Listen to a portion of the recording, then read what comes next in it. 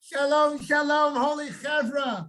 Wonderful to see you. Wonderful to see you in this holy week of the Yamim Noraim between Rosh Hashanah and Yom Kippur. A wonderful time to learn Torah together and come together as a community and think about important questions. And I'm very excited to explore debate number 19 with you. What is the center of Jewish life? Israel versus the diaspora. Let's start with a poll. Let's start with a poll to get your views on what you think about this. What is the center of Jewish life? Option number 1, Israel is the clear center. The diaspora is the total sideline to the playing field. Option 2, Israel is slightly more central, but American Judaism is extremely crucial. Option 3, there is no center, everywhere is important. Option 4, the diaspora is most important. Israel is just another important Jewish location. Okay, friends, so let's see what you want to vote here. Give you a few moments. I know these are hard to vote. These are difficult votes. Don't worry, you won't be held accountable. It won't be shared publicly. Okay, if we have everyone's vote, we can see the results. Okay, very interesting, very interesting. 9% say Israel is the clear center. 36% say Israel is slightly more central, but American Judaism is extremely crucial. 55% says there's no center, everywhere is important. And 0 say the diaspora is most important. Okay, very interesting. So friends, let me start off with my bias or lack of a bias, but really a bias. And never believe someone if they say lack of a bias. I love America and I love Canada, Lauren. I'm born in Canada. And I love Israel. I also struggle with America. I don't really struggle with Canada, but I struggle with America. I struggle with Israel, but I love them. I love them. And so I have no agenda here of, oh, I'm a Zionist, everyone make Aliyah now, or I'm anti-Israel, nobody go to Israel. These aren't my agendas. I love it all. And I want to explore our tradition around the issue of what is the center. So friends, here we go. For decades, modern Jews were taught that the 2 most formative events that define the contemporary Jewish experience are the Holocaust and the founding of the state of Israel, right? No chidush, no insight there. Everyone knows that. That trauma and that glory remain formative, but perhaps they can no longer be exclusive and central if we're serious about fostering thriving Jewish life throughout the world, including where so much of contemporary Jewry is found, in the diaspora. If everything is about the shtetl and about Israel, what does that mean about building Jewish life in the diaspora? Indeed, we must focus on the here and now. Since the moment many of us took our first breaths, we've been taught that our priority should be supporting Israel, as that is the playing field for Jewish life. Those of us outside of Israel are merely on the sidelines. This may be true. It is as if those who live inside Israel are the book, and everyone outside the borders are merely the footnotes. From my perspective, however, I wonder, could the opposite also be true? Israel may become, by reality and by necessity, less significant and central to the success of global Jewish life. Or the opposite could become true. Israel is, of course, vitally important for what it has achieved for the Jewish people and for what has contributed to the broader world. The potential is even greater with the hopes that the state of Israel can constitute a center from which the Jewish nation might fully become an Or LeGoyim, a unique light unto the nations, representing our cherished eternal values. With all of this work to build the Jewish state over the decades, however, have we neglected the needs of the diaspora? Don't mistake my intentions. I am a passionate religious Zionist who will visit, donate, support, love, struggle with, and challenge policies of Israel all my life. I, or my kid, or my children in any event, may even move there one day. Don't worry, no time soon. But I think we need to realize that the propaganda was potentially wrong. The diaspora Jewry's primary role is not to support Israel through blind advocacy and fundraising. Rather, the primary role of our diaspora communities, rather than advocating for Israel, is to build vibrant Jewish life here in the now. Now, in this moment, the souls that are here right now matter. Their values and visions matter. Here we interact with great respect with other cultures, bring Jewish values into the public marketplace in healthy ways, and have a full spectrum of pluralistic ways to engage with Jewish life. There's no doubt we have enormous challenges here in North American Jewish life: rising anti-Semitism, low affiliation rates, political challenges, among many others. But for many, those challenges are far less alienating than the state-mandated religious coercion or the state's violent conflicts and sectorial infighting for which today's Israel is so well known. Indeed, even many Israelis seeking a pluralistic, vibrant Jewish life that is authentically rooted while also being universalistic, inclusive, social justice-oriented, and innovative are often attracted to American Jewish life, even while they live in Israel, over Israeli Jewish life.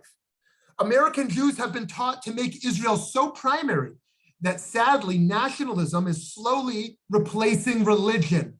It's called Israelism, replacing Judaism.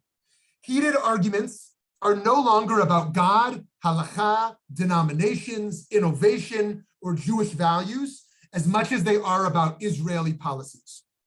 One's Israel politics is what decides if they are in or out of social circles. A rabbi told me that worse than declaring from the bima that he was an atheist would be to fail to attend an AIPAC policy conference, or to attend but fail to stand every time his community clapped at each moment that delegation did so. On the other hand, some who identify as Zionists at times find themselves marginalized in Jewish progressive circles, precisely because of their commitment to Israel, viewed perhaps inaccurately as being at the expense of other global Jewish concerns. Obviously, friends, we should invest in Israel in lots of strategic ways, but if we're wise, we will also prioritize building our local community here first. And the identity of this community will be defined by prioritizing our own Jewish learning and incorporating Zionism secondarily. There are those, including Natan Sharansky, the chairman of the former chairman of the Jewish Agency, who made clear that Israel is no longer the home for non-Orthodox religious Jews in the diaspora. Unfortunately, given the rapid growth of the ultra-Orthodox population, the near abandonment of a peace process, attempts to expel African asylum seekers, the rejection for so long of egalitarian prayer spaces, the Israeli government's policies being at odds with American Jewish liberals, i.e. the vast majority of American Jews. It is lamentably easy to see a critical sector of the community becoming disengaged with Jewish life itself. If Israel was once the greatest tool for American Jewish engagement, it may now be one of the least effective, with some exceptions, and often the greatest force for alienating young American Jews. Why is this the case? First, the ultra-Orthodox population in Israel is expected to boom over the coming decades. And if they maintain a grip on Israeli politics, they can be sure to secure religious fundamentalism as the dominant religious force. Even while so many in that sector reject work, social integration, service, and women's leadership and education, they are empowered when they maintain a powerful role within political coalitions. Second, with over 500,000 settlers, well over 500,000 settlers living beyond the Green Line and rapidly growing, a peace deal becomes only vanishingly possible with a very dangerous and unsettling status quo. Third, Israel as a political entity alienates many when it is seen as lacking interest in cultivating a pluralistic ethos and as rejecting and discrediting the many varied approaches to Jewish life which are dominant in the diaspora. Jews the world over share the wish that we had not been exiled 2 millennia ago, for 2 millennia, but we were. Jews evolved to be a flourishing people in the diaspora, having developed alongside other cultures with, in some cases, desired mutual respect and solidarity, even if it hasn't always been returned. More than being a people of the past looking to return to past models, we are a people of the future seeking to solve global moral problems of the coming centuries. Many will be driven by the dream to return to the homeland after 2 millennia, Baruch Hashem, and can't understand why anyone would remain in the quote-unquote anti-Semitic gullus, the galut, when they could help shape the longed-for Jewish state. What are you doing out there, they say? You could be shaping the state. I hear them. Others disdain, quote-unquote, the new shtetl of Israel, which often places nationalism as primary, and they seek to cultivate a cosmopolitanism in this new rare era where anti-Semitism is alive, but far outshined by the forces of universalism, tolerance, and pluralism. Friends, when we pray for kibbutz galiot, the ingathering of exiles, we believe we are referring to those in danger, not those thriving, I would argue. Israel can be and should be a refuge for those Jews who live in anti-Semitic cultures. But living in Israel is not the answer, I believe, for all of global Jewry. Jews in the diaspora should play a role not just of advocacy and fundraising for the state of Israel, but also to learn and teach, to bring light and receive light as proud diaspora Jews. And the issues about which we choose to advocate should not be limited and predictable. We must diversify our ethical interests to represent the fullness of Jewish values in the diaspora. As one who embraces the power and truth of the Torah, and as a religious Zionist who believes God compassionately returned us to our land, I nonetheless believe that there are crucial moral and theological limits that need to be recognized around religious Zionist identity. Torah must have more weight than any religious Zionism informing our ideologies.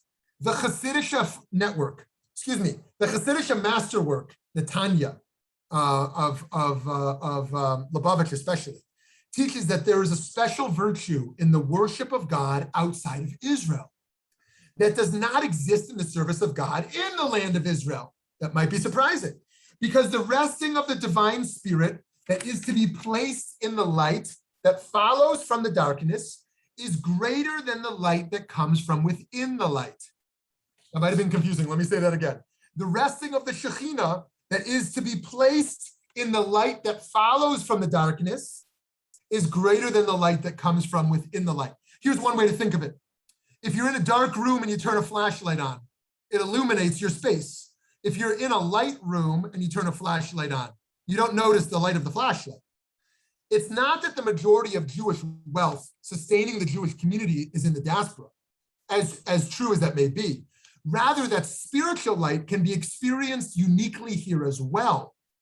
Rabbi Nachman taught that wherever we bring our spiritual energy, we are in Israel. Wow, this is like Rabbi Nachman of Breslov is doing a post-Zionist Torah.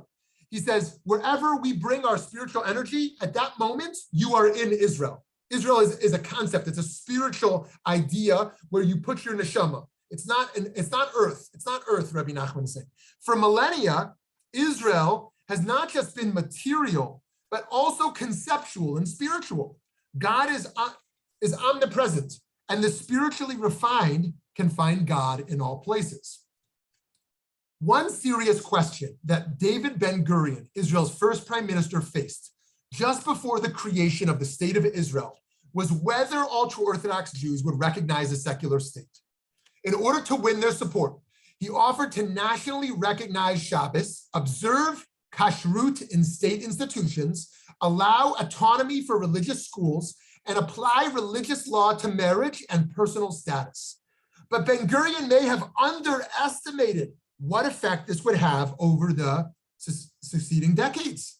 Over time, the majority Jewish secular population has undergone a profound shift due to immigration and the territory seized in the Six-Day War, where some ultra-Orthodox populations are booming.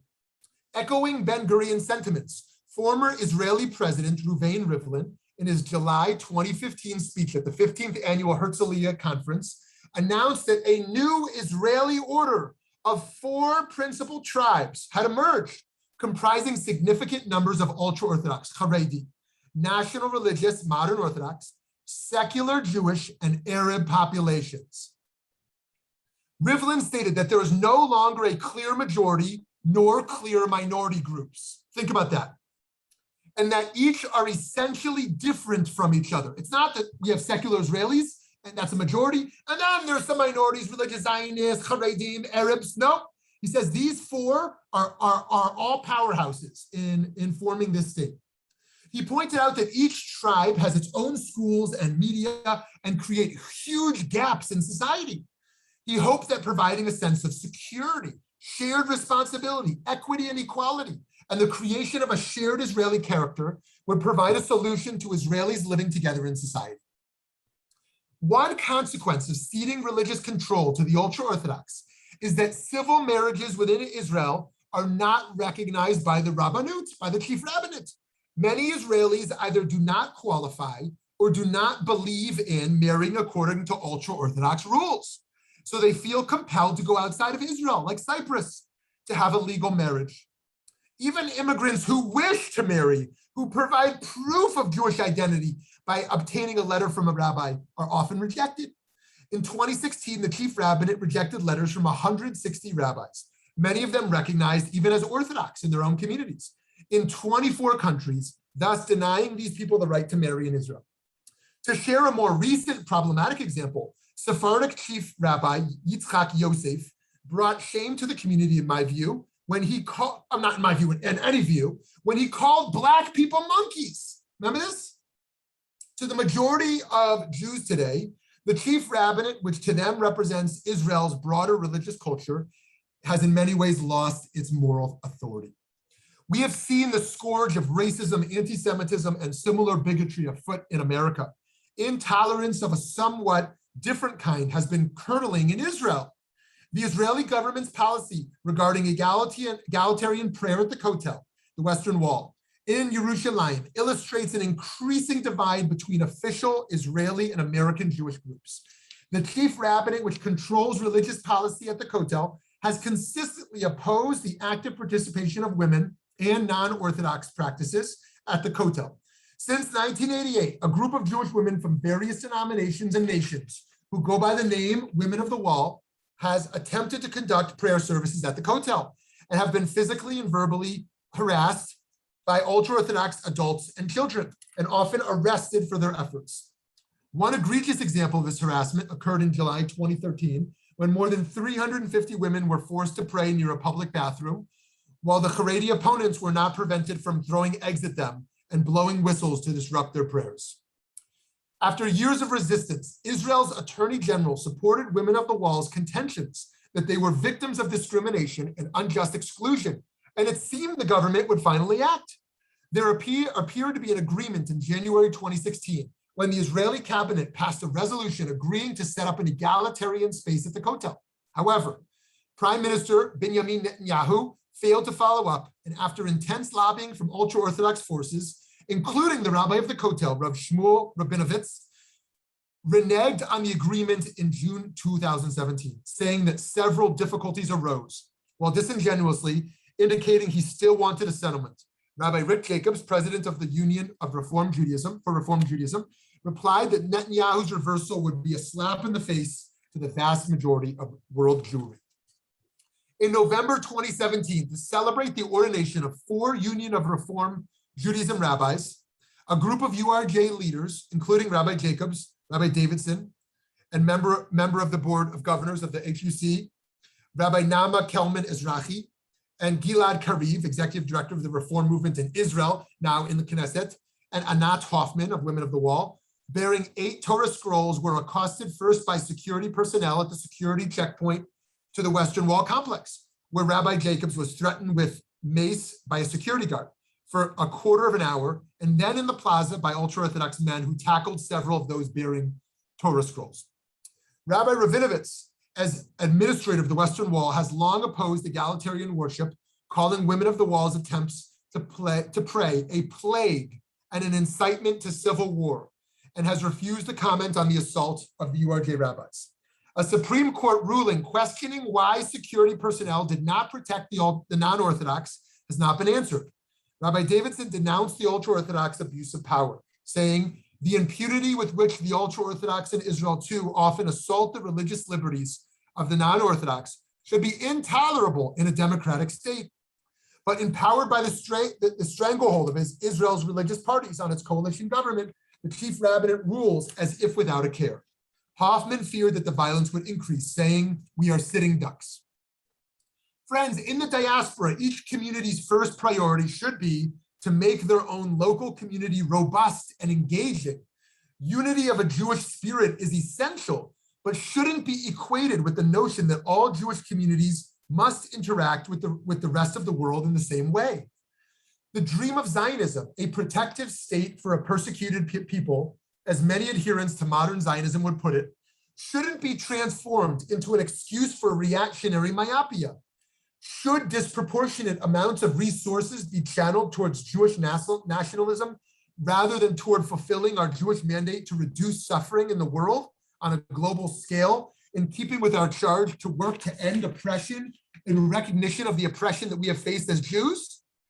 We must be clear that in prioritizing the diaspora, we are not, God forbid, abandoning Israel, but rather that we see greater potential in our era to actualize the mission of the Torah in the diaspora, where there is a more open, pluralistic, and progressive ethos for Jewish values to develop within and among us. Sorry, friends, my initial comments are a little longer today than usual. There's just a bunch to say, so if you bear with me for a few minutes, and then I want to hear from you. What we are witnessing today is a great ideological divide between elements of the Israeli leadership and the Jewish voice in the diaspora. Indeed, this divide puts Israel's security at risk and puts American Jewish identity at risk. There is enormous power, wealth, and creativity in North America that cannot yet be actualized when it is sidetracked to focus so often exclusively on investing in Israel as the center. We would benefit from embracing our diaspora potential rather than merely exporting our Judaism to the Israeli playing field of Jewish life while we rest on the sidelines. Israelis are becoming more interested in the lucrative technology field and less in the intellectual challenges and growth possibilities in Jewish thought, one might suggest. Israelis engaged in advancing Jewish studies programs who are looking to work in academia are moving to America now to find jobs. Such brain drain indicates that America is becoming a more alluring home for those seeking a spiritual and intellectual playing field when it comes to Jewish thought. Assimilation is only one part of the story. The other part is that innovative Jewish social entrepreneurs in America are creatively and robustly reimagining Jewish life. The diaspora, of course, includes far more than just American Jewry, but that is undeniably the largest community. Most of the 6 million or more Jews in America want to be here. No Aliyah campaign or minor, albeit serious, anti-Semitism campaigns will persuade them to make some mass exodus anytime soon. They are here to stay, and their identity and future should be invested in as central.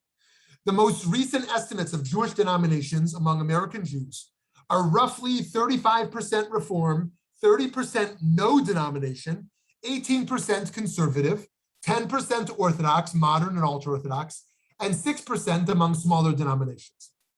This is a liberal Jewish community that increasingly does not find a home in Israel. Should America be the new center for global Jewish life, displacing the perception of Israel as the center? I'm not sure, I don't think so. But the American Jewish leadership and philanthropists would certainly be wise to take liberal American Jewry and its bright future very seriously, just as Israel takes its future very seriously. When American Jews prioritize making the world a better place and consistently feel shame about the Israeli government's policies, are we really going to tell them that they're bad Jews and they just don't get it? We must, of course, engage in American-Israeli dialogue, as we have so much to learn from one another. But we must also be respectfully honest about the growing divide and about our major differences in values and Jewish ideologies. Now is the time for Jews everywhere to take heed of the words of David Ben-Gurion, who expressed in a 1950 letter that the Jews of the United States owe no political allegiance to Israel. We, the people of Israel, have no desire and no intention to interfere in any way with the internal affairs of Jewish communities abroad. The government and the people of Israel fully respect the right and integrity of Jewish communities in other countries to develop their indigenous, social, economic, and cultural institutions in accord with their own needs and aspirations. Jews, no matter where they are, have something special to contribute to the world, regardless of where they are physically. For those who continue to find Zionism to be their most meaningful dimension of their Jewish identity, we need not discourage them on their journey. Rather, we can hope that they will continue to shape Israel morally and spiritually.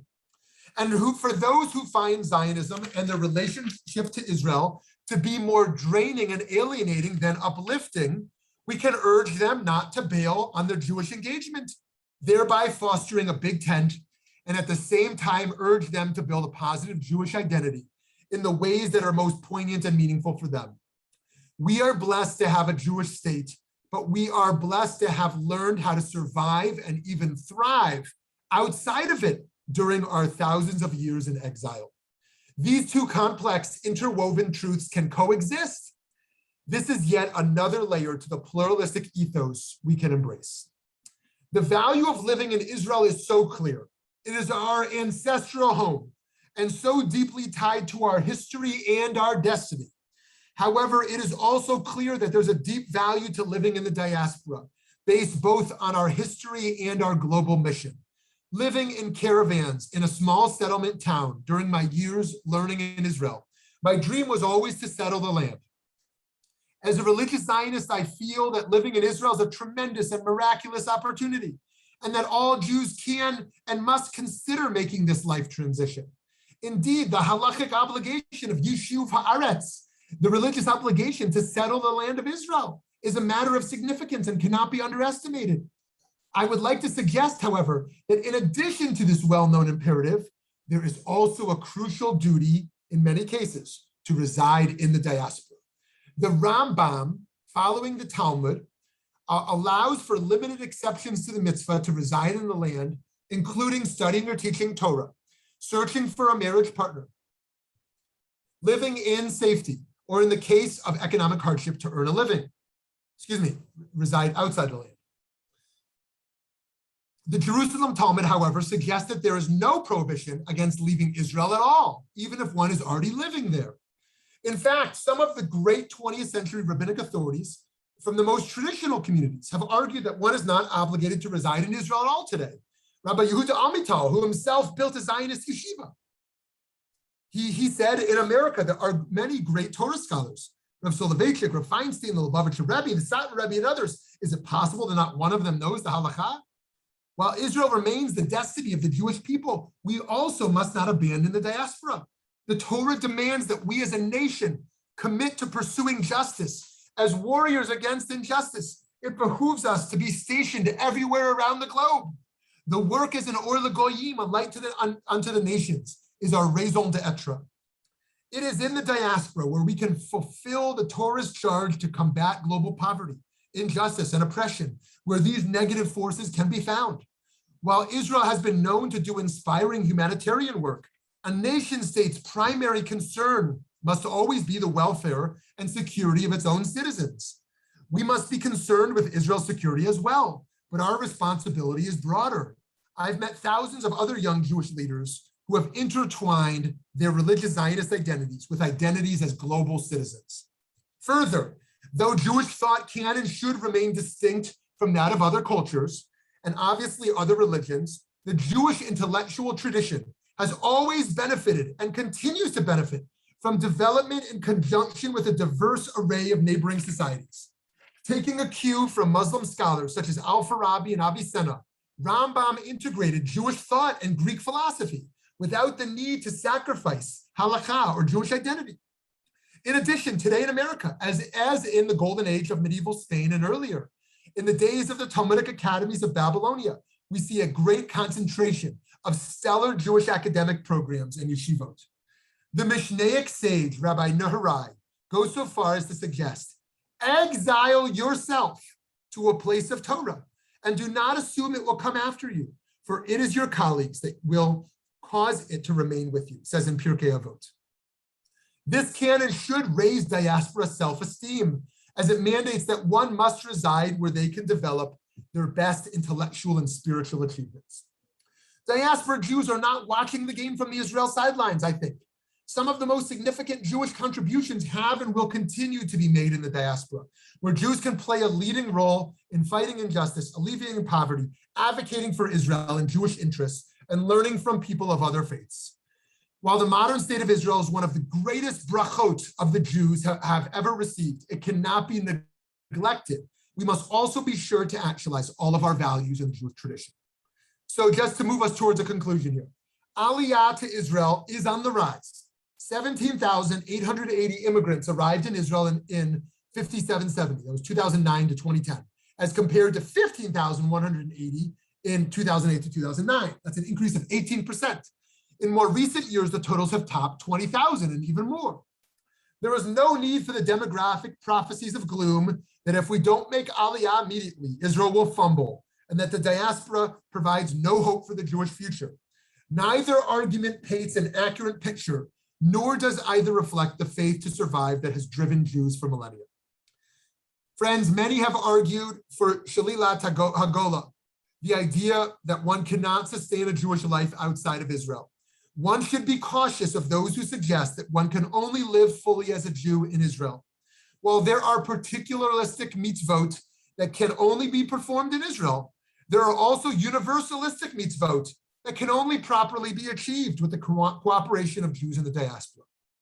Ultimately, after considering the needs of one's own family, one should not feel shame in choosing to reside in London or Kiev or Chicago or Scottsdale, but rather should proudly accept the responsibilities of supporting Israel while at the same time serving as a global ambassador for the Jewish people. Okay, friends, that was a little bit long-winded, but I would love to hear from you and what you think. Yes, okay, Lauren, let's hear from Lauren. Okay, so you were talking about something that's very dear and near to my heart and difficult. I mean, as you know, I made Aliyah my last time. I've done it twice. My last time I lasted 7 years and I came back. But I came back to like a greater Toronto area of 190,000 Jews and, you know, a population of 5 million. So it's easy to be a Jew in Toronto. Would I come back if I lived in Hamilton or Vancouver? Probably not. But I think there's two things that we have to remember. One is Jewish history, right? One could talk about beautiful, glorious Jewish communities and roads throughout Spain, in my father's town of Krakow, right? And they don't exist. And I mean, next to the American Jewish community, next largest is France, but they're leaving in droves. All my neighbors in Yerushalayim were French. So I think, yes, the here and now, there's some great stuff going on in the diaspora. And to me, like New York City is Yerushalayim #2, but we've got to remember the history. The other thing is Israel. When I left, I actually had pretty well given up any hope of anything improving. However, the new government gives me hope. The Haredim are not part of the government. We have a very pragmatic, modern Orthodox prime minister in Naftali Bennett, who is hand in hand with Yair Lapid, who's a completely secular Jew, but who has respect. And is also the child of a survivor. And, you know, when I was living, I kept thinking, oh, if only there were more North Americans living here, more liberal Brits, because I'll tell you, in Southern Yerushalayim is where it's at. There's a Reform synagogue, there's a conservative synagogue, there's egalitarian modern Orthodox synagogues. So like, it's not black and white. Not all of it isn't the Kotel. Zichron Yaakov also, we had a really, 30% of the population of Zichron is quote unquote Anglo, and there's a lot of diversity and we all get along. So, there's much to be hopeful. So that's my answer. I'm a little pessimistic about the future in the diaspora. I'm a little optimistic about Israel, but really we should all go there, but I can't do it. Great. Okay, awesome. Thank you for that. I can certainly understand why some would be pessimistic now and why some would be about diaspora and why some would be optimistic about Israel. That certainly makes sense. I do want to, and I say this not to challenge, and I say this not to make anyone uncomfortable, but I've always struggled with the idea of what history should teach us about Jewish security. We might say history can teach us that Jews are not safe in the diaspora, but history can also teach us that Jews aren't safe in Israel. We can say, oh, look, where were Jews safe in the diaspora? But when were Jews safe in Israel? You want to go back a few thousand years? We had 2,000 years lacking sovereignty, and when we had sovereignty, we had exiles. And so if we're going to use history as an example that Jews aren't safe in the diaspora, then we should also use history as an example that Jews aren't safe in Israel. And if we're going to use Israeli sovereignty today as a proof that Jews are more safe there, then we should use Jewish acceptance in North America as a proof that Jews are safe here in a new, unprecedented way. But to be honest, I'm really not sure what history tells us about where Jews are safe. I used to think history tells us eventually they're going to come for us here too. Eventually we're going to have to flee here also. But that's the same as in Israel as well. Yes, Hannah.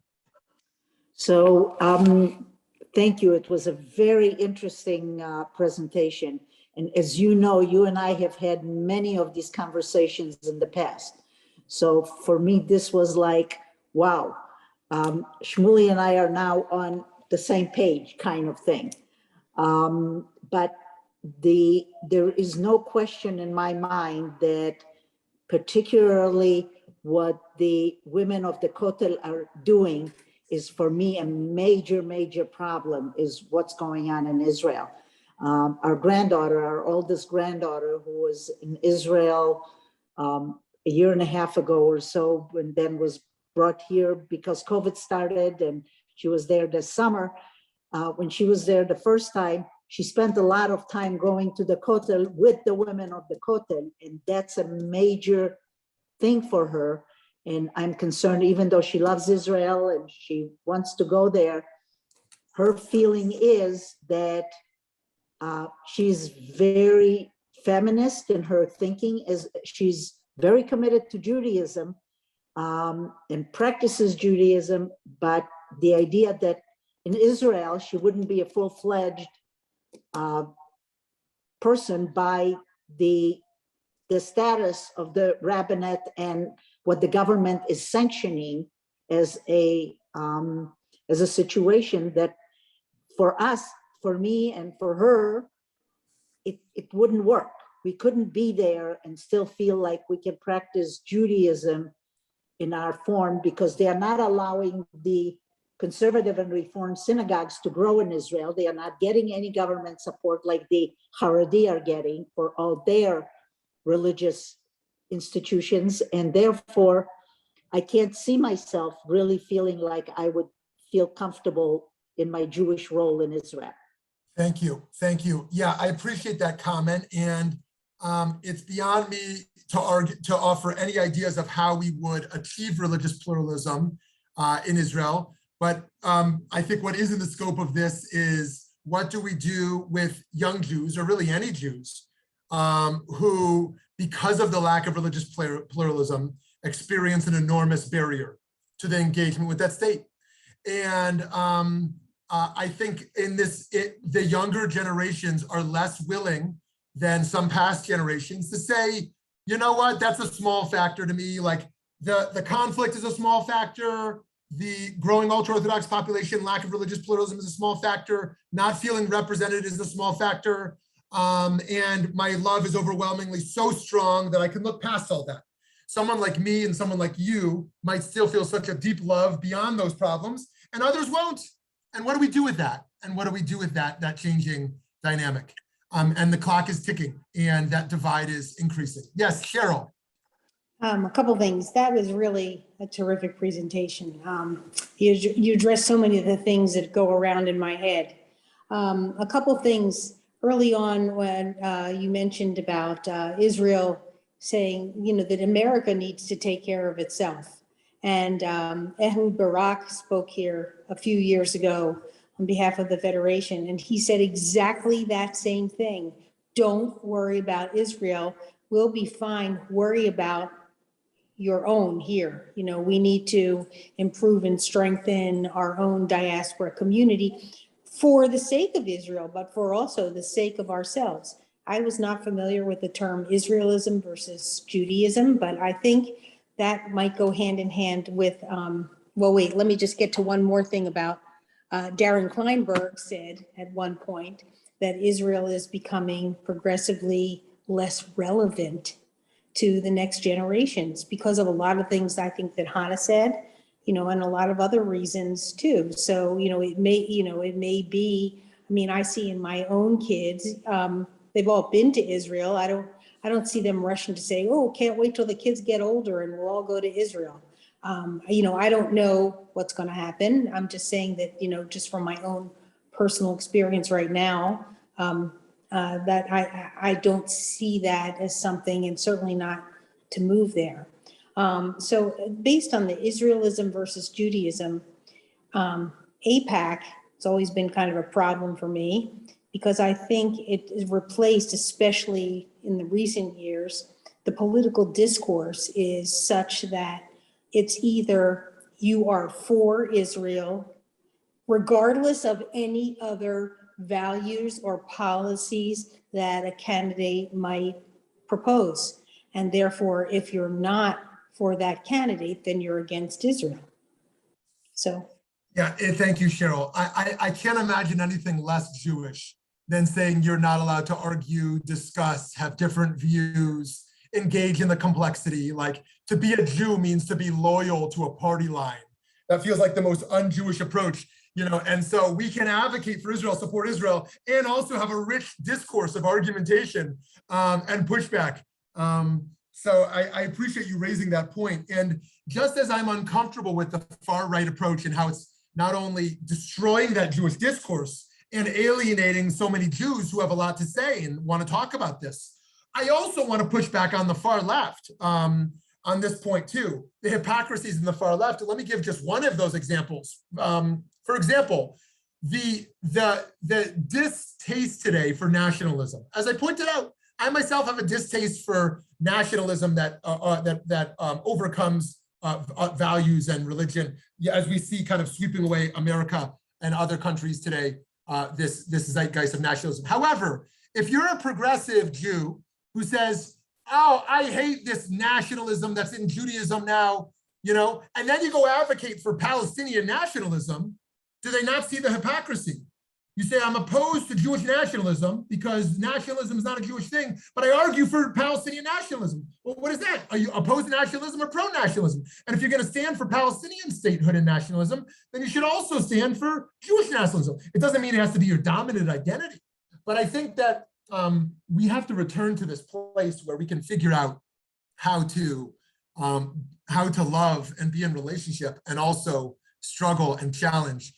And also how to say to some of our kids, if this is your kid, you know what? You don't have a great relationship with Israel. That's okay. You can have an amazing Jewish life and identity and not have that central. That's okay, right? There's so much to Judaism beyond Zionism and beyond Israel itself, right? I would argue it is a crucial element, and for a full Jewish identity and a full Jewish approach, it has to be one of those crucial elements.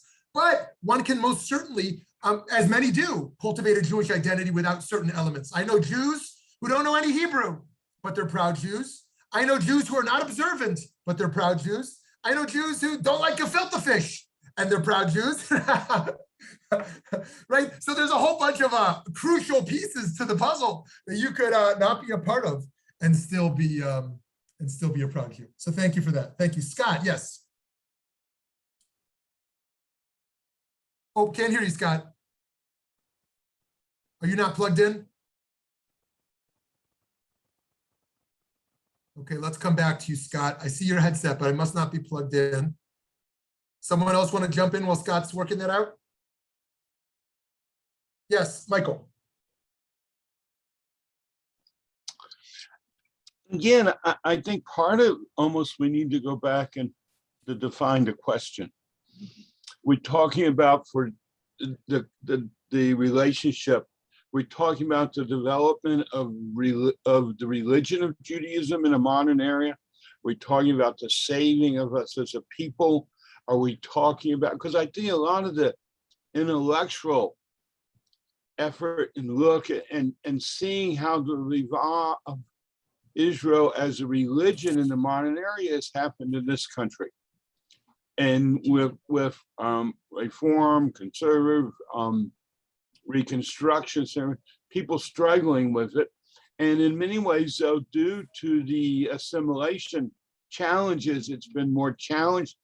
I sometimes wonder in the long term, does the survival and adaptability of the religion really comes from more what's going on in this country? So it depends how we define it. And my other observation is, if you live in America, America's the most important. If you live in Israel, America, yeah, send us more money and your kids. Yeah, I appreciate that. So a few things here. First, I think like the overarching principle here needs to be humility, as always, right? That people in Israel who will dismiss the diaspora and take advantage of it, not read any of our news or visit or support, but want to take advocacy, demand advocacy, shame us for being assimilated and intermarried, and we have it all wrong, and the only value to you is to support us. And that's not very humble or right in my view. And in the diaspora, the humility also around our own role and our own relationship to Jewish survival. And I think that the humility around what enables Jews to survive, we don't exactly know. What enables Jews to thrive, we don't exactly know. I'm sure we all have a lot of ideas, but we don't know what's going to happen with, God forbid, Iran or neo-Nazis or other anti-Israel, anti-Semitic forces. We don't know where Jews are more safe, ultimately. God forbid there's another exile out of Israel. God forbid there's another exile out of North America. We don't know. And we also don't know, so to speak, in theological terms, what brings redemption. Is it North American Jews who will redeem the world? Is it Israel that will redeem? We really don't know. So one last thing, and then I'm going to go to Scott's comments over here on the side, is that because what Mike brought up here around assimilation, I really do think you have to be invested in the Jewish community to be taken seriously. If you're assimilated and you don't hold any ahavat Yisrael, you have no sense of love of the Jewish people, how can you be guiding the discourse around Jewish security? I think ahavat Yisrael has to be a guiding principle, that you are concerned about the Jewish future. You love your fellow Jew. And contrary to many assimilated Jews, I think we have to make clear that ahavat Yisrael is not in opposition to loving humanity. They're like, oh, if I love Jews, then maybe I don't love humanity. Maybe I'm not a universalist. No, you can love your family differently than your neighbor. You can love Jews differently than you can love a Christian friend, right? It is okay to have ahavat Yisrael, and I think necessary to be invested in this discourse. Okay, so Scott writes on the side, as a tech executive, I'm curious, do you think COVID, Zoom, remote work will impact where people want to live and work? Specific to this conversation, I mean, maybe technology weakens our sense of geographical identity. Okay, very interesting. So one of the things that's happening in the business world is a process of decentralization. If you look at how Netflix operates, remember Blockbuster? I don't know what was before Blockbuster, you tell me. Think about how you access film through Netflix. Remember taxi cabs? Did you ever go to a taxi cab? Okay, now think about Uber and Lyft, right? Think about how you used to go to the supermarket. Remember the supermarket? That thing that used to exist? Now you order your food by Amazon or Instacart or whatever you get, right? Everything is decentralized, how the systems operate. So too, as Scott is pointing out, the systems of decentralization are happening in communities as well. It used to be that you live next to your shul. If you're Orthodox, you probably still do. But if you're not Orthodox, you probably live 5 miles, 10 miles, 15 miles from your shul, right? Because what do you care? You're going to get in your car and drive, right? And so decentralization expands. Remember Jewish flight or white flight? Also, when Jews lived in urban centers around America and Jews moved to suburbs, decentralization of Jewish communities. And so you could look at every Jewish community and see how that migration has kind of affected its community in many ways and what that means. And so too here, what does it mean that you can participate in Jewish communities? Oh, I love Sharon Brous and Ikar. I'm going to go to Ikar for Yom Kippur while I live in Siberia, right? I love my shul in New York, but you know what? I want to be in the beach in Hawaii. I'm going to go to shul in New York while I'm on the beach in Hawaii, right?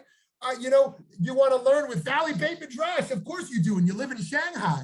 And so you're going to say, well, why do I have to leave Shanghai? I can be a member of VBM in Shanghai, And so, yeah, it's a fascinating question. What does it mean in a COVID world? And many people are not going back. Many people are like, oh, we can't wait for in-person learning. And other people like, I don't want to go back to in-person. Like, I'm loving this. Like, I can be in my slippers and bathrobe. I know none of you are right now, and have some pudding in my kitchen while I engage in this. This is amazing. And if I'm bored, I'll just turn it off. I'll tell you something funny though. I was recently doing something on Zoom, and there was a very nice woman in probably her 80s, maybe her 90s, and she didn't realize her mute button was off. And she says in the middle, as loud as she can to the person next to her, "This is so boring." And I'm sitting there, oh my goodness. This like, if you're teaching in person, no one is ever gonna just scream, "This is so boring." But she didn't realize she wasn't muted. So I'm like, whoa, yeah, it was a great moment. So Scott, I think you're right. Yeah, Cheryl, over to you. Just a quick note on what Scott just brought up. And that's it. My daughter Jessica lives in Bend, Oregon, which is a really hot spot, growing city. They went to a family Rosh Hashanah service, and she said there's so many new Jewish families here. They just are, they're with young children and everything, and it's because of exactly that. People are realizing now they don't have to live where they work, and they're choosing a lifestyle that is going to be better for them in a nicer place with year-round sports and outside activities, as long as there's no fires. But it's just, the situation is that it's a boon to these growing, places that are nice places. But then it goes back to your point of white flight, where people are leaving the less desirable neighborhoods or less desirable cities. So there's, it's a balance. On one hand, it's bad for one and good for the other. Yes. So. Yes. So two things, and then I see Lauren's hand is back up. Thank you, Sho, for that. And I want to say two things there. First, I think one of the ways I failed today is that I want to be sure that this isn't a fear-driven discourse or a shaming discourse. Oh, here's why Israel's so terrible. Here's why diaspora is so terrible. Here's why the Holocaust is going to happen here or happen there. It should be a life-affirming discourse. If you're Israeli and you love Israel, like, live in Israel and be proud. If you live in Vancouver or Argentina, and you love where you live, love it and be proud. And I think we can be life-affirming. It should be a positive, life-affirming conversation.